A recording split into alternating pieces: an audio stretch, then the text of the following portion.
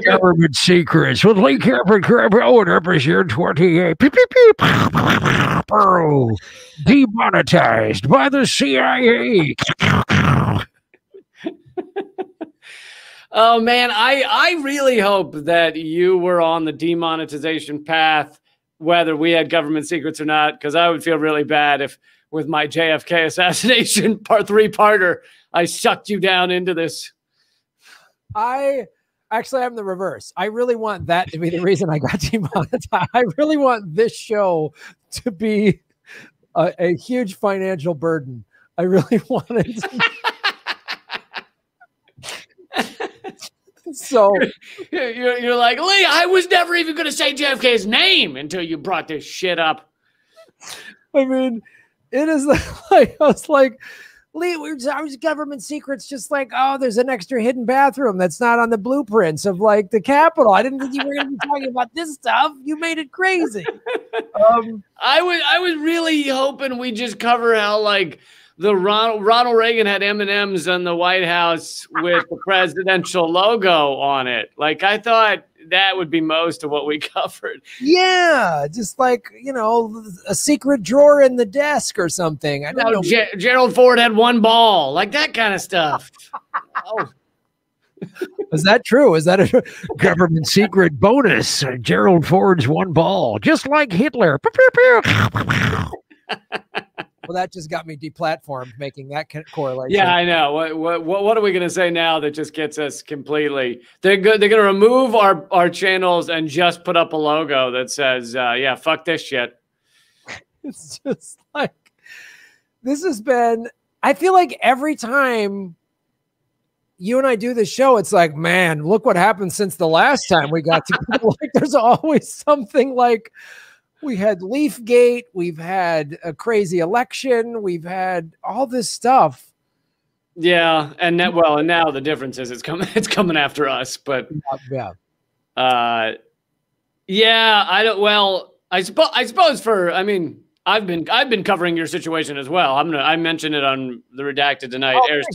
It airs tonight, but we already taped it. But even so, in case there's 5 people out there that they exclusively hear about our stuff from government secrets. Just to be clear, Graham's channel has been demonetized, along with several other progressive, although I would even say Ford Fisher's not even progressive. He just goes around filming whatever's happening. And Ford Fisher demonetized, progressive Soapbox, Convo Couch. Jamari Thomas. I think Jamarl. Yeah, it's close to 10 shows is what I heard, if not even more. I mean, and so everybody like, Ron Placone, Jimmy Dore. I mean, I've talked to Kim Iverson. They're all just like waiting for it to hit them. Right. Yeah. And I always wonder with these things, is there like a size that they won't go after? Like, is Jimmy big enough? They're like, they'd never touch him, or I don't know. I mean, you were no small channel. Neither are some of these others. And I don't know. It feels like maybe it's everybody under 150, 200,000 or something like that is getting it in terms of subscriber count. Cause I'm at 75,000. So I mean, I was just on Status Quo with Jordan Sheridan, and he was telling me how, they've cut his live stream. They've done all this other stuff. Yeah, this is nuts. The fact that it's like, this is the week, like they literally, it almost feels like what happened last week with Wall Street Bets. They're like, all right, that's enough. And they're just like, well, I think, but it was before that. Cause it just was more right wing. It was 70,000 QAnon, supporters or whatever from Twitter. And, with those type of things, it's like, so let me get this straight. Being an idiot is now a bannable offense. Like, I mean, unless these people are saying, let's kill people, like you should be entitled to be an idiot, because that's most of America right there. And I haven't done it yet, but I watched a Fox News segment just because I was going to criticize everything they're getting. And it's like the amount of idiocy, the amount of levels of just dumb stacked on top of wrong, stacked on top of straight up propaganda is like, too much to even dig into. Like, it's just scary to even begin to break it down. And you're like, so let me get this straight. That shit is fine on YouTube. Fox News not demonetized. They're doing great work. Great work, Fox News. Like, it's insane. I mean, it's really like, it's, I mean, it's hard to like, it's funny. It's all I've been really talking about all week, you know, even just privately and being on other people's shows and on my show and this, and I knew this day was coming because we've been watching this happen for years. I mean, I've been watching like any video I put Yemen or Syria in the title, you know, they pull the ads from it or minimize the ads or, but to actually watch this happen, it's like, wow. And the reasoning they're doing for it. And the thing that's like, and I keep saying this is, you know, everyone's like, yeah, but look what happened at the Capitol. There's already laws on the books. Like you said, you can be an idiot. If you say, you know, go commit violence, that's not protected speech. And there's laws in place. They've arrested several hundred people who were at the Capitol building because clear laws were broken. You can't smash windows. You can't break in. You did that. If you're advocating, you know, like even Trump and Giuliani, there's a strong case that they were advocating for it in those speeches and maybe even on Twitter. Giuliani actually said, let's go to the Capitol for trial by combat. Yeah, yeah. Like, Giuliani didn't even know how to cover it at all. Like, so there's laws in place for what they did, right? And those two jackasses have a right to go to court and hire some parasite lawyers, and it's going to be in a court case and whatever. And if Giuliani and Trump end up in prison, I mean, that would be great. But they get to go to trial. They get to they just can't. It would just be like if, like you said, Fox News says all this crazy crap. 4 years of MSNBC and CNN pushing Russiagate. It would be like the FCC going, done, blackout. No more. You can't do anything. We're just shutting you down. You guys can't run ads. You can still do content, but you can't make any money from it. Could you imagine if they said, yeah, CNN, no more advertisers. No more ads. Fox News, no more ads. Like what? That would be like, you know, good luck. I mean, and so it's clear that they just, you know, it's funny. I had Dave Anthony on my show yesterday from the Dollop, and he brought up a great point. He said, you know, they've been doing, he goes, it was well before Trump or any of this crap. They've been doing this to socialists. I mean, like, I'm a socialist, right? There's a lot of any real lefties.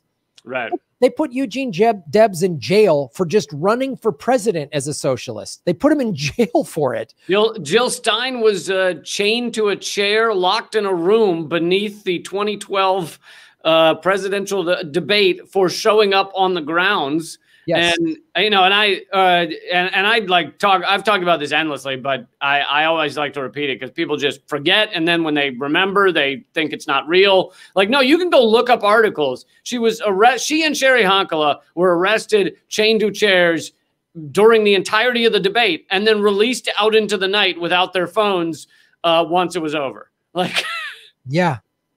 And they were surrounded like by big hulking guards. Like these two grandmotherly women are just like, yep, they're the devil. Like that's how you're treated in America. That's why being a dipshit vote any blue will do liberal is a safe space to be, because you can have your dumb, idiot, incremental centrism, let's be nice opinion, and no one's going to come after you because you're totally supported in that. And it's like, and everybody on the left that was like, yeah, get rid of all these conservatives off of social media. I'm like, okay. So now they can say anybody's a domestic terrorist. Sunrise Movement, they're domestic terrorists. And on top of this, you already see such large scale self-censorship, even if a lot of people are too small to be banned from these, you know, or they're not making a living from it. They're not making YouTube videos as a living. But you just see people like they're afraid to say things like people won't even talk about like, hey, we're bombing innocent civilians overseas. They're like, well, that sounds violent. I better not put that on my Twitter account. It's like, oh, we're not talking about all the people we're killing anymore, apparently. Yeah. And like, yeah, I was having a conversation with Jimmy Dore about it. And he's like, man, I'm afraid to put, you know, Syria in a title or Yemen or, you know, because it's like. I spell it with wingdings. That's been working for me though. Yeah. I mean, I'm tempted to just do like sock puppet videos and just call and create a character just like Saki has fun time, and Saki's just like, yay, Saki, and maybe we should pull troops out of Yemen or something, and maybe they or something like that, like stop bombing innocents. Oh, Saki, like. I mean, it would certainly get a lot of viewers, I think. But yeah, so let's go down a list of things we are still allowed to talk about. We could cover your mojito recipe if you want to do that. Yeah, my mojito. It'd be virgin one because I don't drink, so we could talk about that. Yeah, yeah, your virgin mojitos. Things we've dressed up our ferrets as. Right, because we both have. Ferrets. But that's the big secret we've been keeping this whole time is we're two ferret people and we've never revealed it. I mean, let's be honest. If we're two guys that have ferrets, then we wear kilts. I mean, we wear kilts. We're guys that wear kilts. We definitely wear kilts. We definitely wear kilts. And we have a huge blow up Andy Warhol doll on our couch. I think that last comment is going to get us deplatformed. I think the last one crossed the line. I mean, it's the fucking internet is just it really is just increasingly becoming this like, honestly, you just have to go there and just agree with just reality's great. And I'm just so happy. And here's a picture of something that means nothing anymore because it's not even just like saying things that are outside the corporate talking points. You also can't like increasingly people who are like porn stars, like that is their living. They, when webcam girls and guys and stuff like that. It's not even just that they can't post that shit. Like they can't admit that's their profession on Twitter anymore. Like if they're like porn stars are just getting like purged off of all these platforms, even if they're not posting anything that's like nudity, right. You just can't acknowledge these realities are in the world anymore. You can't, Ford Fisher can't film a Trump rally and admit it's happening anymore. Like right. A peaceful Second Amendment rally. Like Jordan Sheridan was covering a peaceful Second Amendment rally. Which ended up being like almost nothing. He said there was more media there than actual gun rally, pro-gun people, and it got pulled down. Yeah, pulled down. I mean, Jordan Sheridan has footage that his camera guy shot during the Capitol insurrection that CNN and all these channels are using, but he can't show it. Like, it's just preposterous. And I kind of, if I understand correctly, maybe it's just sort of a veiled suggestion. Are you suggesting I start an online porn webcam? Is that? Oh, I thought you had a couple. Oh, no. I mean, I think I'm going to, now that I lost my YouTube money, I guess I got to find. Is that not the Rockfin channel? I thought that was the Rockfin channel. Graham's Rockfin. Rock Hard Bod, spelled with just a K. Yeah, dude, this is the one of the crazier weeks I've had to go through. Yeah, I don't even know what to do. Like, I mean, I know you said you were talking to lawyers. Do they have any recommendations? The lawyers definitely suggested online porn. I mean, and like, ferrets. They're like ferrets and porn, Graham. They're like, Graham, start sucking it. Like, you got to really make some money now. Because we're not cheap. Is what they're like, in terms of the legal proceedings, we'd recommend you start doing porn. Yeah, I don't care. Just male, female, whatever. Just make it hot and get it online. Is what they said. No, I did talk to them, and they were like, they're like, unfortunately, they can hide behind the veil of we're a private company right now. Can't the U.S. government just say they're a private company now? They might as well. You know what I mean? Like I'm sorry, we're beholden to Goldman Sachs and Boeing. We can't do anything. Right. They said reach out. They're like, do you have a liaison? I said, there's a guy that Jimmy has a liaison at YouTube. I know this. I've had a conversation with this person. I'm going to reach out to them. They're like, ask them. Maybe you can get, monetized again or get put back. But I said to them, I go, look, I know about 10 shows that have been demonetized. Is there any sort of like class action lawsuit? They're like, right now, no.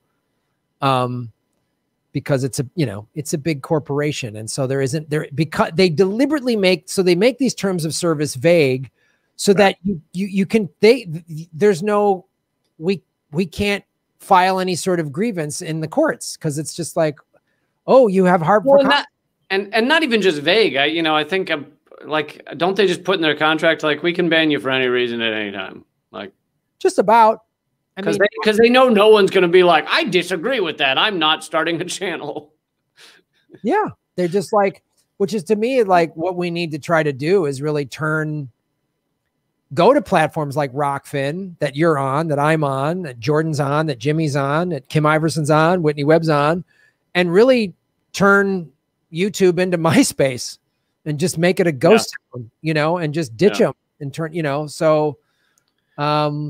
so, your channel is rockfin.com/Graham Elwood, correct? That is correct. And everyone should migrate over there. And mine's rockfin.com/Lee Camp. And most of our stuff is free, but you can also sign up for the premium and support all the work we're doing. And, I guess that's going to be the future. I mean, as furious as all this shit makes me, I also have endlessly believed that if you start succeeding at bringing down the empire or even just putting out the ideas that will allow people to mentally evolve to beyond what the shit is that they're telling us, then they're going to come after you with increasingly harsh means. And, the first step one is demonetize. Step one is making it difficult for you to make a living doing what you're doing. Yeah. Step two is then banning you from these platforms. And then step three is they get into like arrests and things like that. But yeah. Yeah. I mean, I see how it works. You get so frustrated and you can't make money that they're just hoping I quit, hoping I just. You quit. Yeah. You quit or you back off your message. You sell out, you start doing stuff that's a little more corporate friendly. Like TYT. Right. Which will never be demonetized. I mean, this isn't going to happen because Cenk can call the head of YouTube on his phone and just go, what's going on? You know? And I got to make Saki the new socialist puppet. So, I mean, that's what they're hoping I do is just make surf videos and vegan smoothie recipes or whatever. So it's pretty nuts. And again, the thing I that's good about Rockfin, is the premium content gets all of our premium content and their blockchain and their cryptocurrency. So I did an interview a week or so ago with the head of Rockfin, Martin, and, watch it and see how and I ask them all these questions, how it's done, and why they, why it's the future, because it's like, this is preposterous. And they even put a higher value on our content, and, a year ago, the Ray token was valued at about 17, 18 cents. Now it's at like $4. So already in a year, it's gotten more value. And, I'm hoping, I talked to Jimmy and he's going to be putting more content on Rockfin. So is Jordan. And I know you're doing stuff. So it's like, it's really, because I was really inspired last week by what Wall Street Bets did. Right. I mean, that was the most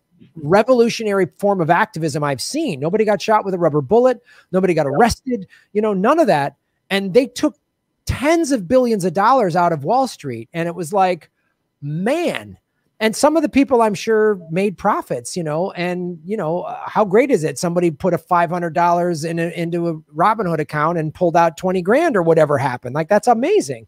So, it's going to take that type of activism, because you and I both know, like, yes, I would love to see Google and YouTube become public utilities. How are we going to do that? We'll petition Congress to start. Oh, great. Now I got those idiots. Like, I'm sure AOC is going to tweet up a storm, but not pass one law. Like, I don't need the tweet squad, patting me on the head. So it's going to take I've had a bunch of fans this week say, Graham, I canceled my YouTube Red subscription. I'm moving over to Rockfin. And it's going to take that on a mass scale. I mean, imagine if several million people, that's what Wall Street Bets did. Imagine if several you know. Well, and let's remember, I mean, you know, this type of thing can take years, but let's remember that YouTube started that way, right? YouTube was this like little tiny, like we can fucking do it little platform where you could upload videos, and they had competitors at the time like Daily Motion and stuff like that. And they just, and when we were on there, like it wasn't there, you know, there weren't millions of people to see everything you did on YouTube. It just, you know, you were like, well, the people that are there will see my shit, and I'll try and let more people know. And, you know, basically that's where Rockfin is now. Except that the difference is that it's not, you know, rather than content creators being like the product, we're the, you know, I mean, rather than them exploiting us, we're the people being rewarded for it. Yeah, we're the owners. I mean, we're because we get paid in the token that they mine, we're all owners of Rockfin, you know, and that's why I say, like, fans of mine are like, Graham, can I buy Ray tokens? I'm like, yes, you can. Go to rockfin.com. They'll show you how to do it. So you can viewer, you can be a part owner in this new cool thing. And look, it doesn't have all the amazing functionality that YouTube has right now, but it will. They already have an app for the iPhone. They just instituted the tip feature. So when you're live streaming, people can tip you like a super chat, because again, and that's been huge this week because YouTube took away that was a big part of my revenue, was people doing super chats. They took that away. And like, there's people watching this on Rockfin right now. Eric DeZango just did a tip on Rockfin. Thanks, man. Fucking Eric.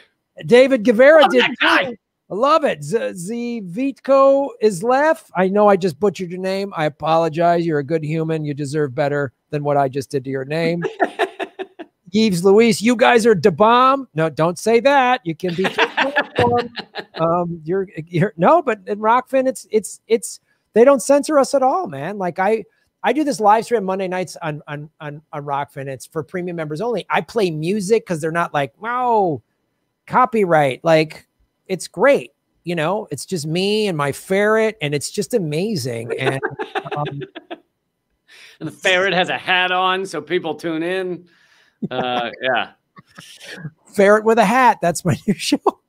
Yeah, man. Well, yeah, I hope we can get enough people so that this isn't hurting you too bad. I mean, I know my channel's next. I mean, I've been the super chats. I've been donating to causes. So when they demonetize me, it'll be great to cut all that money from going to Food Not Bombs and mutual aid and shit like that. You know. Well, that's good, because those organizations shouldn't have money. They those bloated fucking multi-thousand organization. Multi-$1,000 organizations with all their volunteers and barely paid staff. Yeah. Those non-for-profits, I'm tired of them putting their boot on my neck. So I don't know. I guess, Lee, I don't know. It's your call. If you want to finish the JFK series, I'm all for it, because I don't care if they come at me some more. But oh, of course, I've been prepping all day for it. Of course, I want to finish it. Government Secrets, Part 3 of the JFK assassination / Graham demonetization reason. Oh man, and I would argue that those two things are equally horrible.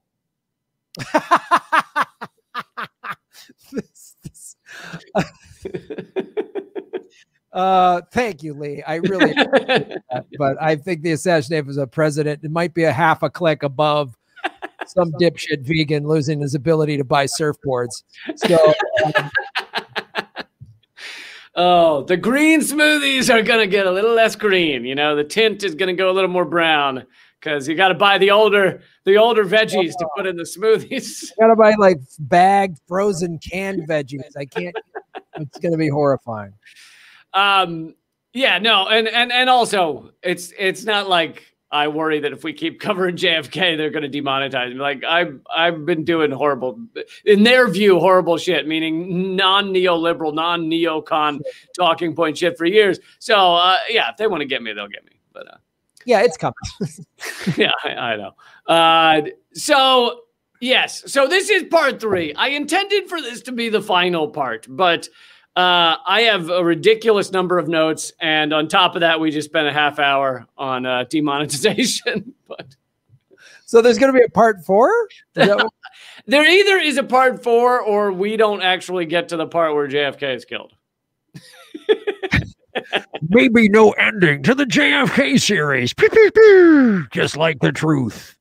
No, I don't know. We can do whatever you want, but I'm just going to start going and we'll see where this goes.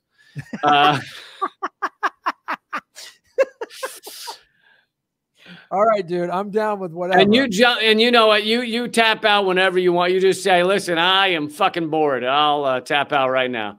Or bring in your ferret or something. I'll bring in Saki and the ferret. When they start talking, the ferret start talking. Then you kind of know. Maybe wrap it up. So, all right, so for those who are tuning in now and haven't heard the first 2 parts, please listen to the first 2 parts. Basically, I gave the proof that JFK was not shot from the back; he was shot from the front, or at least also shot from the front, but probably exclusively shot from the front.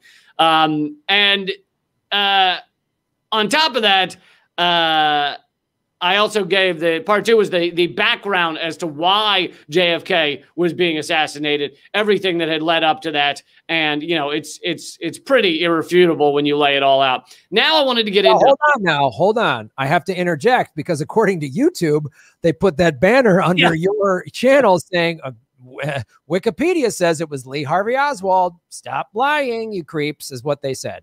And somehow managed to get in. They have 3 sentences underneath our video. Somehow managed to get in that he was a Marxist who once visited the Soviet Union. Of course, yeah. As if you were to sit down with someone and be like, "Give me 3 sentences, the most important things of the JFK assassination," they'd be like, "Oswald's a Marxist." But anyway, yes. So I want to get into Oswald here. Lee Harvey Oswald. We know he was ex-military, or he was. I think he was still current military at that time. But the question is, was he associated with the CIA? So then you get into James Angleton, who I have not read a lot about James Angleton, although I know he is there's whole books on this guy and how horrific he was and overseeing multiple assassinations. And so there's a lot about, so for anybody out there who's like, why didn't they mention that Angleton, cut off Fred Hampton's cock in 1942? Well, I'm sure I know that all that stuff's out there. I just haven't read up on Angleton, but I know he's horrific. Anyway, he was the head of the CIA's counterintelligence unit from 1954 to 1974. Angleton had authority over their assassinations, basically, among other things. And now notes later reveal that the assassination program included instructions on, if you're going to have a patsy for an assassination you're doing. Now, these are revealed later, years later, in FOIA requests and things like that, or commissions. If you're going to have a patsy, you should associate them with either the Soviet Union or the Czechs in order to blame it on our enemies, basically. And you can, and the note also said, you can create counter-espionage files about them that you doctor to make it look like, they come from the past or whatever. So basically say, oh, well, we knew he was going to do some shit. We have this file on him showing he's connected to the Soviet Union. I mean, this was standard operating procedure for them back then. And in the 1970s, the Senate's Church Committee on Intelligence revealed that Angleton's Special Investigations Group held a 201 file, which is like a personnel file showing investigation, on Oswald 3 years prior to JFK's assassination. So Angleton at the CIA is looking into, they have a 201 file on Oswald 3 years prior to JFK's assassination. Now, in all this committee, the Warren Commission, everything, we know that the CIA is told they will lie, and they have stated this. They will lie under oath when they're asked to reveal whether they're CIA. If they can't, they won't. So they'll say, no, I'm not CIA. So we know all of that is lies. If they say Oswald's not CIA, it doesn't matter. However, they kind of accidentally revealed that Oswald was connected to the CIA because they were asked So Angleton's associate, Ann Eggeter, said under oath during these investigations after the assassination that Angleton's Special Investigations Group was, quote, charged with the investigation of CIA personnel who were suspected one way or another. So that gives away that Oswald was either CIA or CIA affiliated. Like, there'd be no file about him 3 years in advance unless he was CIA or connected to the CIA. I mean, there's just no denying that. Well, yeah, there is. If you're YouTube, you can just deny it. That's, I mean, there's, so we've talked about this before. Google owns YouTube. Julian Assange's book, When WikiLeaks Met Google, he talks about how Google and Eric Schwartz, the head of, have been working with the CIA since 2011. We put up these JFK videos, and that ridiculous thing is posted under them. And then I get demonetized, and Lee Harvey Oswald has a personnel file with the CIA. None of these things seem to relate to me. I don't see the connections. I mean, Janet Yellen got speaking fees with Google. Google pulled down all of the 1-star Robinhood reviews after the GameStop, Wall Street Bets people got denied they couldn't do any more trading. It's like, I think, I was on Jordan Sheridan's show earlier today, and he brought up a good point. He goes, like, trying to protest the Democratic Party is useless. We need to start protesting Google and YouTube and these media outlets. Like, that's where it needs to go, because look what they're involved in. Yeah. And now they just control every little thing, and they're literally collecting data for the CIA. And the head of the former head of Google, he was the head of Alphabet, which is the head of the umbrella above Google. Eric Schmidt left that job to go create things for the Hillary campaign. Right. Yeah. I said Eric Schwartz. Eric Schmidt. Yeah, that's the guy. Eric Schmidt. Yeah. Did I say Schwartz? I meant Schmidt. Yeah. Eric Schmidt is connected completely to Hillary Clinton, and this is the head of Google. And yet we're all supposed to believe Russia hacked the election. Yeah, I know. Even that lie has become so pervasive that even Pompeo, in this interview he just did, so this is after he's left, he goes, well, let's remember that happened when Biden was vice president. And I'm like, so wait, even Pompeo, who lies about everything, is now saying Russia hacked the election to put Donald Trump in office? Oh, man. And then blames it on Biden. This is how insane it is. They're just all lying every day. It's like a lie. They just can't keep all the lies straight. So then that's actually, as I continue in this, it's going to be very clear. I'm not trying to stop you. I'm just saying it's going to become very clear that they can't keep their lies about Oswald straight. And it all kind of pancakes on top of itself. And they're like, fuck, we have way too many Oswald stories, Oswald evidence that doesn't connect to the plot we're trying to put forward. So yeah, I'll just keep going. So the CIA finance officer, Jim Wilcott, another theme you'll see as I keep going is that various people have come forward and usually horrible things happen to them. Yeah, we've been talking about since you first did this. All the there's one medical examiner, fell on a thing of steak knives outside the volcano or whatever. Right. So CIA finance officer Jim Wilcott and his wife come forward. They were both with the CIA. They were doing finance. They both came forward and they confirmed that Oswald had served with the CIA as a double agent in the Soviet Union. So Oswald is ostensibly military. He then leaves the military and becomes a defector in the Soviet Union. But really, it becomes clear he was a double agent for the CIA to spy on the Soviet Union.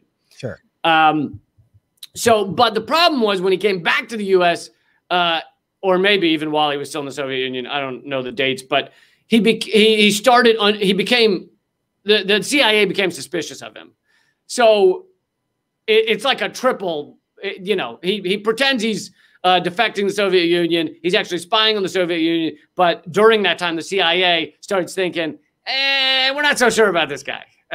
So they opened the 201 file, the investigation into whether Oswald has like turned or, you know, gone rogue or something. So both Wilcots, him and his wife, come forward and confirm that Oswald trained at the CIA station in Tokyo, Japan. They resigned from the CIA in 1966, and they were revealed, they were told by certain agents that the CIA was indeed involved in the assassination of JFK. The Wilcots, over time, paid the price for coming forward. Even though they were no longer with the CIA, they were forced out of their post-CIA jobs that were not CIA connected, but you know, the FBI and others went to their employers and basically got them fired. They received threatening calls, letters, had their tires slashed. Jim Wilcott became an activist, nonviolently blocking weapons shipments and holding vigils in the 1980s. He was disabled by a rare nerve disorder, but kept protesting until he died of cancer in 1994. So that's one example of people revealing too much and then they're, you know, end up meeting with a lot of problems. But in the months leading up to the assassination, Oswald was apparently being set up as a patsy. And it seems that the CIA has multiple patsies that they're kind of setting up at any given time. You generally don't know the names of any of the others because if they're not used, no one talks about them. You don't even know you were being set up. So they were setting up multiple people. One of them we do find out about, which I'll get into in a minute. But so it made sense that they could move him wherever they wanted to. Initially, he said he was moving to D.C. Then that changes. He moves to Dallas.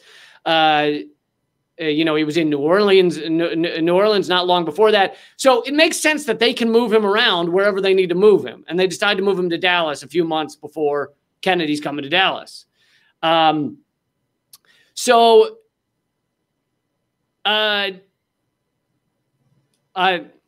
I mean, I'm going to jump back and forth with some of the timeline because it's tough to keep it all straight. But there becomes this like Oswald draw attention behavior where there is an Oswald or an Oswald lookalike running around Dallas, mostly Dallas, although other places too, and doing things that are like demanding people pay attention and be like, that was fucking bizarre.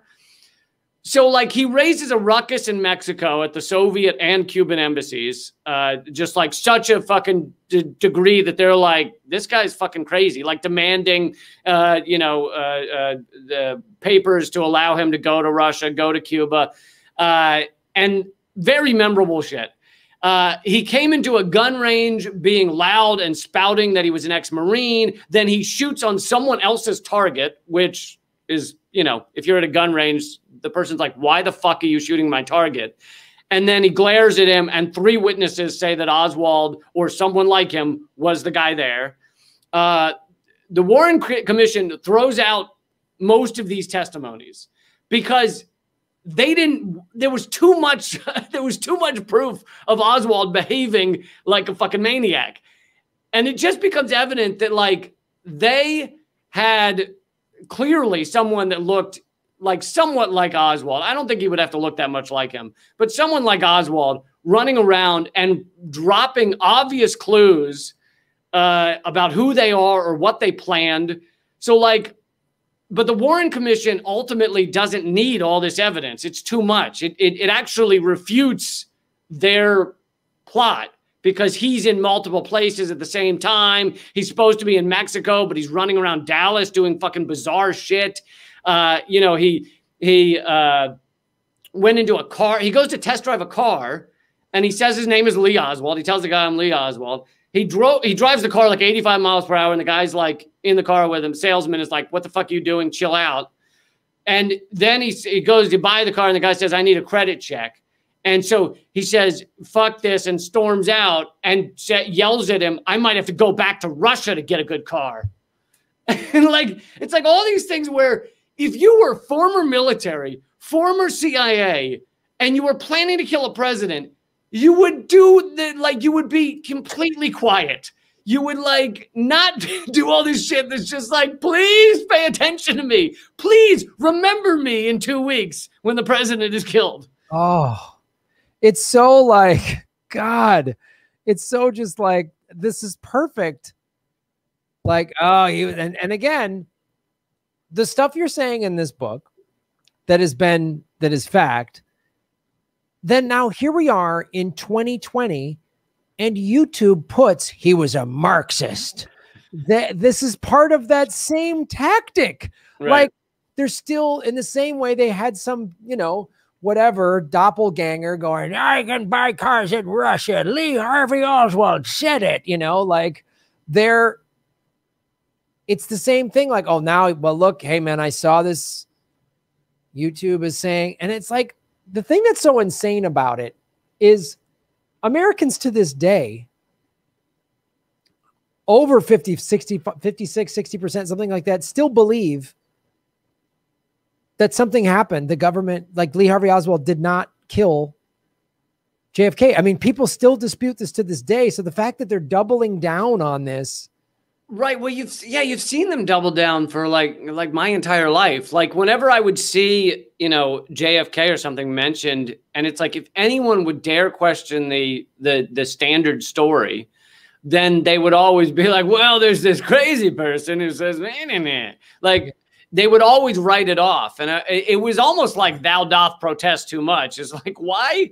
Like, if you believe the real story is that this one crazy guy shot Kennedy from behind from the book depository, wouldn't you want all the information to come out? Instead, it is like all the way back to the Warren Commission. It is this endless effort to throw out tons of information. And the thing that's so nuts about what happened, like, to me, first that thing on, on our YouTube channels, and then me getting demonetized, looked like mainstream media. I've seen like CBS had like a marksman trying to do it and he couldn't do it. Like mainstream media has covered this story too. Like, and talked about the conspiracies and have said, whoa, have asked questions and stuff like that. All the documentaries, all the books, all the stuff that has happened. And yet, but you'll notice what they like to do is they like to say, maybe there was a second person, and they kind of like leave it at that. They don't want to get into government involvement. Right. It is just like there was a second shooter, not it was the CIA that coordinated all of it. Right. Yeah, that makes sense. So one of the biggest, I'm gonna get into two giant ones. Like, why would the Warren Commission throw out this ridiculously obvious evidence? So there's two letters, actually, two separate letters. One is brought into the FBI field office in Dallas, November 6th. So this is a couple of weeks before the assassination, but same city, Dallas. And it's a man walks in, angrily throws a letter down in front of the receptionist. This is the FBI field office. Throws it down, says it's for Agent Hosty. And the secretary sees that the part of the letter that's sticking out of the envelope says, quote, blow up the Dallas FBI office, and it's signed Lee Harvey Oswald. So she sees that, which it seems probably intended for her to see. And so she pulls the letter out and reads it. And it's a threat from Oswald to Agent Hosty to blow up the field office in Dallas because he's furious with the FBI. And at first glimpse, this seems great for the Warren Commission story. This guy is a maniac. He wants to blow up the FBI office. Perfect. We'll show this letter. Done deal. But the problem is it raises too many questions. For one, why didn't the FBI tell the Secret Service about this maniac who wanted to blow up the FBI office? And secondly, it again had Oswald in too many places. I don't remember this exact same time, but he's supposed to be at the embassies in Mexico, or he's supposed to be somewhere else in Dallas. But whatever it is, it's got Oswald in too many places. So the FBI destroys the letter. This was in the fucking New York Times, for God's sakes. In 1975, the New York Times had a front page article, because that was when they finally found out about this letter. 1975. it comes out the FBI destroys this letter after Kennedy's killed. Agent Hosty testified to this fact that he was told by his superior to destroy the letter, get rid of it. And the New York Times in their article says that the decision was at the highest levels, which likely means Hoover. So Hoover and others decided, get rid of this fucking letter. Now, why would you want to ignore this amazing piece of evidence that shows that Oswald is a maniac who wants to blow up the FBI office? Because it wasn't actually Oswald. It was intended to create evidence around this patsy, and then it ended up not being useful because too many places at once, and it makes the FBI look like a bunch of fucking idiots. Look, fellas, we got too much patsy evidence. Did they just get into a room full of people and they didn't plan this? They just go, get a bunch of patsy evidence. Like, just be all over the place, like deliberately be chaotic. So it's like Oswald's everywhere. Oswald has superpowers. Like, he's a shapeshifter.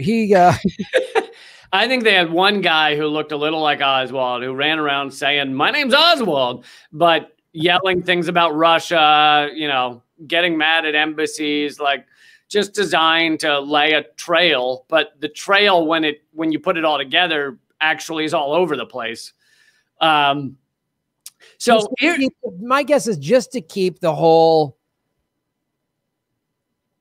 again, this distraction of it wasn't coordinated by the CIA. You know what I mean? Like, just oh, Oswald's nuts. We don't know. Maybe he was here. Maybe he was there. Oh, did he want to blow up the FBI? Like, oh, crazy.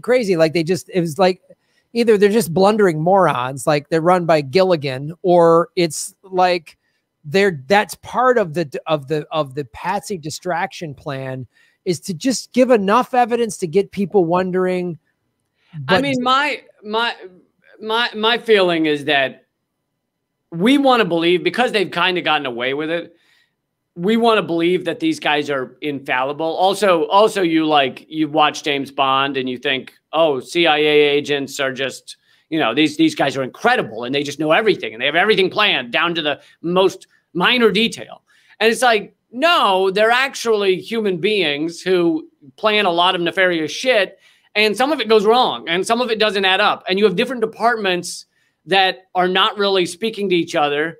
That, there's the patsy department with Oswald. Oswald's got a handler, and there's and they're not sitting down and being like, here's the blueprint. To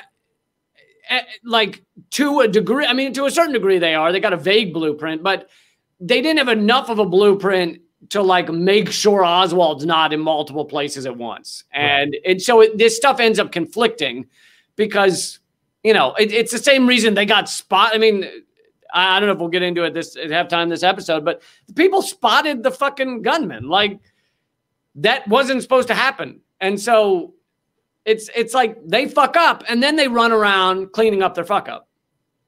Right. So that makes more sense. That they're just like, do this in this department and that department. And then they're just constantly, because we've talked about this before on the show of just like the CIA collateral, the blowback, as they call it, just like let's do this thing. And then they didn't think it through. Oh, there's blowback. Well, we'll cover that up and we'll lie about that. And then that lie made it bigger and a worse lie. Well, then we'll just blame Russia or whatever they do. Yeah. And actually, so I mentioned there's two letters. The second letter likely gets thrown out because the blowback could have been nuclear war. So the second letter was from Oswald to the Soviet embassy in D.C., dated November 18th, 1963, 4 days before the murder. Now, Oswald had sent letters to the embassy before, but this one is particularly interesting. It's signed by Lee H. Oswald. It's three paragraphs, basically lay the blame for the assassination at Russia's door. And some of those, so one of the sentences is in the letter, this is to inform you of recent events since my meetings with Comrade Kostin in the Soviet embassy in Mexico City. Now, the Warren Commission said Costin clearly referred to Valery Kostikov, the KGB head in charge of terrorist activities in the Western Hemisphere. So this is no small level guy. This is like their top fucking assassination terrorist activities guy. And here Oswald is sending this letter to the embassy days before the assassination, basically saying, well, I didn't get to the where I have the key sentence. The key sentence is he says something about to complete our business. And, you know, it's time to complete our business or something like that. And here's the thing is you kind of have two options here. Do you believe that Oswald is this really well-trained double agent working for the KGB, fucking knows all his shit, takes out the president with Kennedy with fucking amazing marksmanship, just this guy's fucking, he is James Bond, fucking incredible. Or is he a bumbling moron? Because the Russians and anyone the Russians worked with knew that embassy, the most important U.S. embassy for Russia at the time, D.C., well, today too, all of their mail is read by the FBI. It does not go straight to them. It is grabbed by the FBI. Copies are made. It is then forwarded to the Soviet embassy. So the Soviets immediately know that this letter from Oswald is, oh shit, we lost Graham. You back? Hold on. Yeah, I had an internet thing. I think we're all good. Can everyone in the chat make sure you can hear okay? Yeah, I think we just had a quick internet thing. Has nothing to do with us talking about this subject. Yeah, okay. It's all good. It's all good. Sorry, you were saying. Go back a little bit because it kind of froze and then went blank for a second. Well, I was just saying the Soviets know that all their mail is checked by the FBI. This is like overly obvious. They know it. The FBI obviously is doing it. And so anyone that Soviets were actually working with would know all of our mail coming in here is checked by the FBI.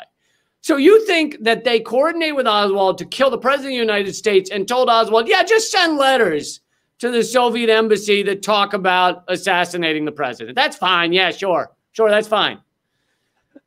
It makes sense to me. I mean, it totally makes sense to me. Like, this is like, yeah, again, they contradict each other. So yeah, either Oswald was this three-dimensional chess genius or just a bumbling moron. It's just so sloppy. And honestly, the same sort of sloppiness of this last Russia gate.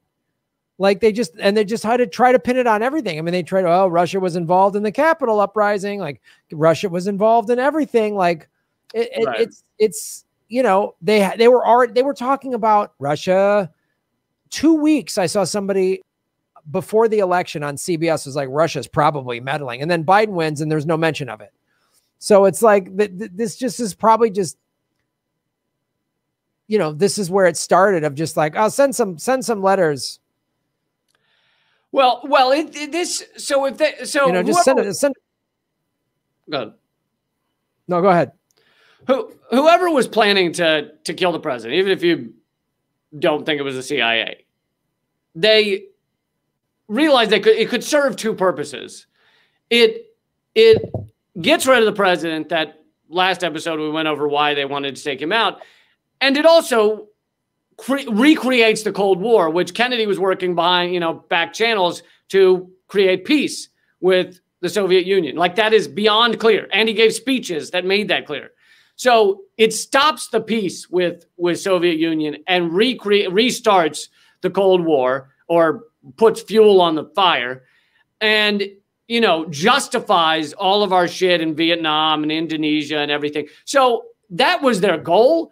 But the problem was this letter and some of this other shit to frame the Soviet Union was too much. And Johnson, I think, and maybe Hoover, feared that it could create a nuclear war. Like, if it came out that the Soviet Union had legitimately just killed our president, like, you have nuclear annihilation up at the top of the chart of consequences. Yeah. So Hoover calls Johnson the following day, like after Kennedy is killed. And this call is, I guess, on the record or taped or whatever. Calls Johnson and tells him about this letter. He says the FBI has a copy of this letter from Oswald to the Soviet embassy. But Hoover specifically, while revealing this to Johnson, does not say that it references the business we have to finish, like it's about assassination. And you're like, why would Hoover leave out the most crucial piece of this letter? And it's because Hoover realized this letter was a problem, not a benefit to them. It didn't help their situation. And it threats, it creates a threat of nuclear war, which Johnson realized, even without getting that key piece of information, Johnson realizes this is bad. This could create nuclear war. Also, there's an easy argument to make that Johnson might have known what was about to happen, so he knew that this wasn't the Soviet Union who killed Kennedy. Who knows? But so Johnson decides not to use the letter. The Warren Commission decides not to use the letter. Johnson makes clear, and we have quotes about this, to get rid of this Mexico business. Basically, don't talk about Oswald in the Mexican embassy demanding, the Soviet embassy. Don't talk about this letter to the Soviet embassy saying we need to complete our business. And then Boris Yeltsin gave to Bill Clinton in 1999 documents that had not been revealed until then, showing that after Oswald was killed and after he killed Kennedy, the Soviets knew they had this letter and they had to decide what to do with it. And they knew the FBI was reading their mail. And so they contacted the FBI, they contacted the DC, whatever, the president or someone on his staff on November 26th. And they said to them, look, we have this letter that's supposed to be from Oswald. It's pretty clear forgery. For one thing, Oswald, when he actually wrote to us, was handwritten. This one's typed. And we believe it was meant to set us up. So, and this is revealed to Yeltsin to Bill Clinton in 1999, that they called DC and said, someone before Kennedy was assassinated sent this letter pretending to be Oswald to frame Oswald. Like, that is fucking mind-blowing. These guys are so, it's so sinister and so tangled. It's hard to it's really hard to get your head around on the one level, but then on the other level you go, well, they're just all about this evil crap. So of course they do all this shit, but it's just like, it never ends. I mean, it's like, and Yeltsin showing Clinton this letter. And of course, Clinton just, whatever he did, nothing with it, or I don't know, took it to Epstein's Island or whatever the hell he I think he masturbated into it and then rubbed it on Epstein's face, I think. That makes sense. I don't even all the stuff you're saying is so it makes sense. It just is more evidence as to how it was the CIA had JFK killed and the lengths that they went to. But to me, it's like, I like to, as I was reading, so again, I've said this in the past episodes, but most of this is from the book, JFK and the Unspeakable, great book, and heavily sourced. Like, everything has footnotes telling you where they're getting it. But I like to play the game of, let's say I believe the official story. Sure. What would I need to believe to understand this situation here, or this witness here, or this one, And for this, okay, you let's say you want to believe that Oswald sent the letter, but he didn't mean any significant business. He just meant, I'm trying to get some papers in order or whatever. Well, then you have to ask yourself, why does the Warren Commission throw it out? Like, they throw it out. And actually, so I want to go through one more part of this, and then we can wrap it up and probably complete it next week or something. But this becomes a major problem. This is probably, of all the eyewitnesses that they want to throw out and ignore, this letter becomes the biggest problem for them, because it's not just an eyewitness saying, I saw a guy who looked like Oswald. This is a fucking handwritten note signed by Oswald that arrives at the type note that arrives days before the fucking assassination. How do you explain that? Like, you either have to blame the Soviet Union for the assassination of the president or come up with some crazy theory as to what the fuck was going on here. And so they do. They work. Of course they choose the crazy option. Of course they do. They choose Operation Crazy. Project Wingnut. So here's Project Wingnut. They bring in Ruth Payne as a witness to the Warren Commission. Ruth Payne was like, you know, she was basically CIA, we've got to assume. She became Oswald's benefactor in Dallas. She got him a job. He was hanging out in her house. She did all these things for him. She gets him the job at the book depository that oversees the route Kennedy will take at the turn that forces the motorcade to slow down to a crawling speed. So she helped him get that job, and helped him get his boarding house.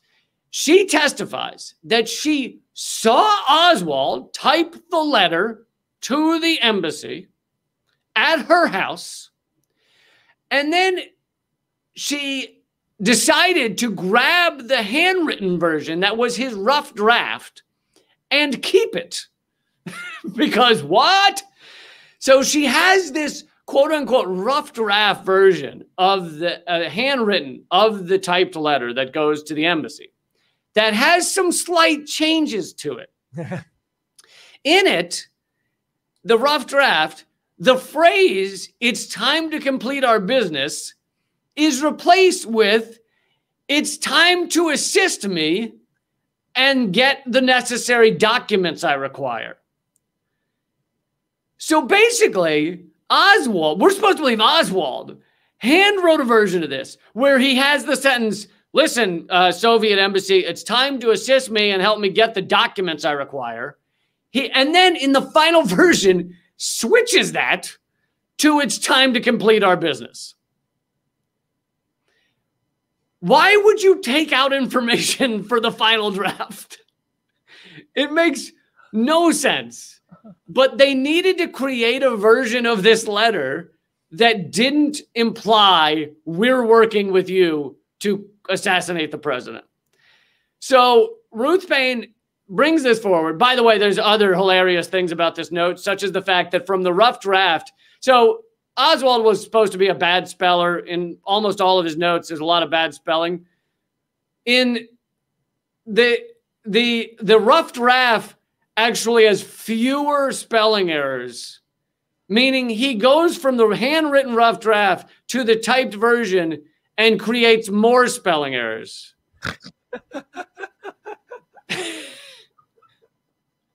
Because that's what you do when you write a rough draft, you know? So, but anyway, so the Warren Commission then decides the rough draft is the official it will be the official version, will be the real version. And we're going to ignore the one sent to the embassy. And the final, like, icing on the cake is they give the version to that rough draft back to Ruth Payne after her testimony to disappear forever. This is evidence in the assassination of the president. They give it back to her and they're like, "Hey, you take that home. You do whatever you want with that." I love the audacity. I gotta say, I love the just arrogant, like, change the letter. Yeah, but there's spelling errors. Who cares? Get her to do this. Get her to do that. Like, they just I mean, like, I don't know, like, it's on a much deeper scale than just some criminal that, like, you know, they run out of a bank with a bag of money and the cops arrest them like, "Oh, I didn't come out of that bank." And they're like, no, we saw you come out of that bank. They just, this is a whole new level of insanity to just, like, and then all the money and time and effort put into this, write this letter, get another version, get rid of the original, throw that one away, say, this is get her to testify. Like, it's just at every turn, it's just cleaning up this mess. Yeah. They keep cleaning up a massive mess. Yeah. At every turn. And yeah, I don't know. If they're so evil and sinister, I don't know why they don't just come out and just say, we're in charge, we're evil and sinister, do what we say. I don't know why they go through the theatrics of this. Like, well, we had a Warren Commission, it was official, it's done. Like, no, nobody believes you. Like, I don't get it, but I don't know. I mean, yeah, it's truly fucking incredible. I'm sorry, folks. I know I said this to be a 3-part series. We'll have to conclude this next time because you know, we're getting to an epic episode here. Well, this feels a lot like Leafgate. Like it keeps going every time we thought Leafgate was like I said, of equal import. Well, it begs the question before we wrap up here: was the CIA involved in my Leaf getting smashed? I mean, I got to assume. I mean, I figure that the big oil has just been running around destroying electric cars around the country. Yeah, I find it hard to believe that a tire just comes off. So it's the magic tire theory that one tire smashed my car, hit another car. I think there was a second tire somewhere. Also, the woman that was driving that, she's no one's heard from her again. I think she's changed her name. She shaved her head. Yeah, she's somewhere in some Shaolin temple up in China. We don't know where she is. So it's very weird. It's very weird.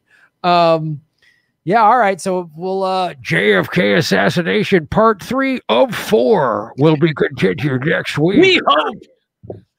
Unless Graham's arrested. Well,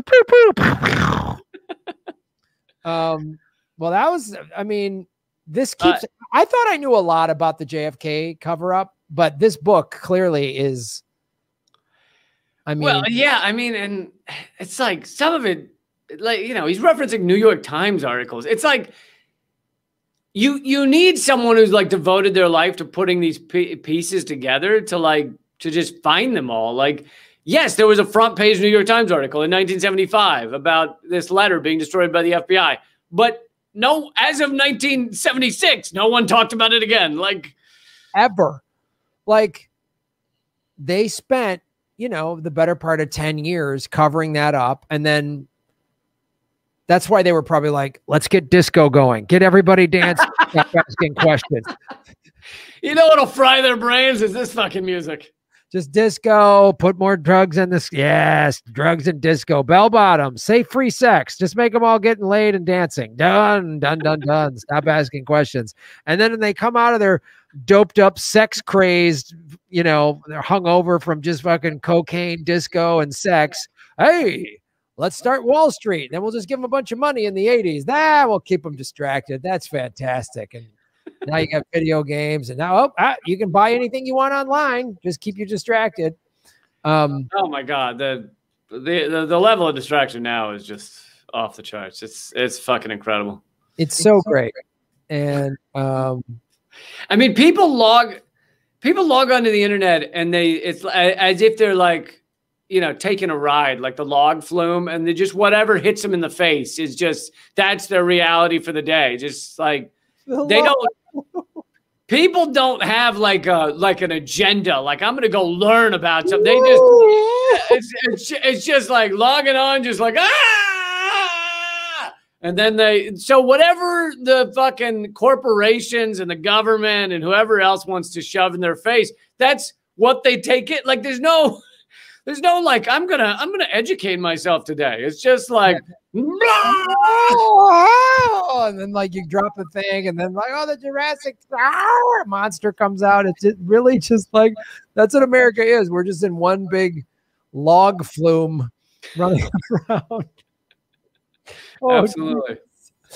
Well, folks, I hope you enjoyed this log flume. All right, folks, if you want to see this show continue and Graham Elwood continue, then you should go to rockfin.com/Graham Elwood and support this insane motherfucker. It's yeah, you know, support my show before I'm in Gitmo. So if you want to Gitmo Graham Elwood, go to rockfin.com/Graham Elwood. We're doing blockchain Gitmo Graham. All right. Gitmo Graham. We should make Gitmo Graham shirts. Yes, absolutely. Well, Lee, where can people support all the fine work you're doing? I'm at rockfin.com/Lee Camp. And new Redacted Tonight airs tonight. You can watch part of that at youtube.com/redacted tonight, but you can get the full episode at portable.tv. Just click on the shows and then go to Redacted Tonight. But yeah, all my stuff's at leecamp.com. That's probably the best place to find most of it. Right on. Well, folks, and of course, if you're listening to this Government Secrets on iTunes or whatever, download it, positive reviews, all that stuff, 5-star stuff, that all helps. Subscribe to Lee's YouTube channel. Subscribe to mine, but it's kind of useless right now. So go to rockfin.com/Graham Elwood and support all the stuff we're doing, man. Like, share, subscribe, do all that stuff. All those analytics helps, even when Google is basically trying to make it like I wrote a letter to the Soviet embassy. So I misspelled the second time or whatever. Weirdly, he misspelled Graham, which you'd think he'd learn by now. But yeah, it's all these letters where he misspelled his own name. American people will buy it. All right. Well, thanks. That's Government Secrets, episode 28 in the books. Thanks, buddy. Thanks, man. I'll see you soon. All right, dude.